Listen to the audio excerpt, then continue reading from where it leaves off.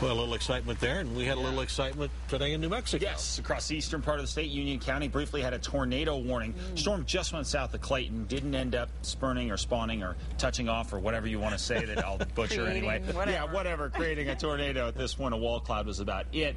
You know, you ever get that feeling, somebody's watching me. Wow.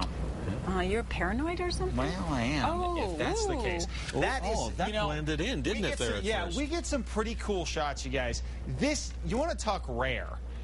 I mean, this is a rare sight when you get something like this. A mountain lion just kind of, yeah. He looks like he's about to pounce. Yeah, he does. Or he's kind of saying, look, just keep moving, and I won't eat you for breakfast. But Rick DeLeon took that shot for us. Beautiful animal. Pics at KRQE.com. All right, here's what's going on for us thunderstorm-wise. It's calming down out there, no question about it. But we do still have a band rather pushing its way into the Vaughn area right now. Some of this is stretching north of the I-40. Other parts of it down along Highway 54 and approaching 285 at this point. Again, not a real big deal. A little bit of light to moderate rain and some lightning with this as well. As we get out into areas like Portales, Texaco, Dora, Lida picking up a little bit in the way of rain as well. Things here are going to die down a bit for now, and then we'll crank it back up again for tomorrow because the eastern side of the state is where we're going to have the moisture. As far as temperatures go, 60s and 70s for us to the north. Albuquerque's still warm after a nice day, 81 degrees right now, 70 Ruidoso, 91 in Roswell, 86 in Carlsbad. Looking at the satellite and radar here, not too much to get excited about. And we're going to get another little blast of a little more moisture across the eastern part of the state for tomorrow in the form of another cold front, and that too will recharge us for moisture. So essentially what we'll get is we'll creep the moisture into the east.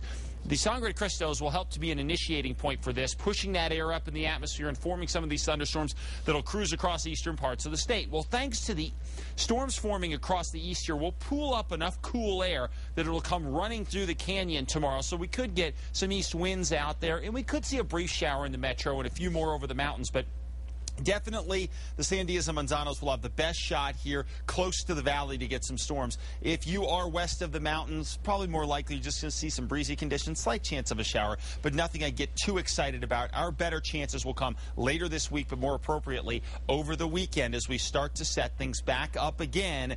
But it's going to be a while before we get the monsoon flow going here. So we started pretty dry, especially across the western half of the state for today. Eastern half gets some storms again for tomorrow. Then by Wednesday, high pressure kind of locks in over us, and it'll give us that chance at an occasional shower, but, you know, there's a really thin crop of storms for the most part here.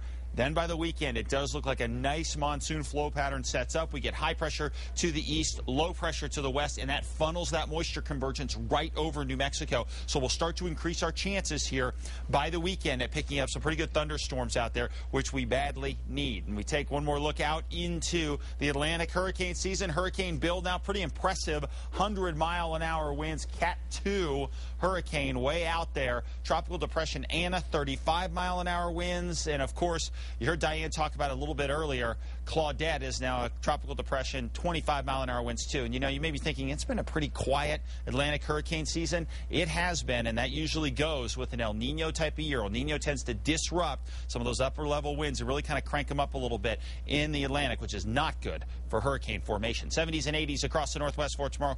Good chance at some showers northeast. Scattered storms out there. Back toward the southwest, pretty quiet, but over to the southeast, good shot at least a few storms around by the afternoon. 96 Roswell, 96 Artesia, and 93 in Alamogordo. East Mountains out to Estancia and Moriarty. Just like today, we could see a scattered storm. Albuquerque going to be relatively quiet, but we could pick up some gusty winds by late tomorrow and maybe a brief shower, but most of the action will be to the east of the metro. Pretty quiet in Santa Fe as well until we get toward the weekend where we have a better chance at getting storms.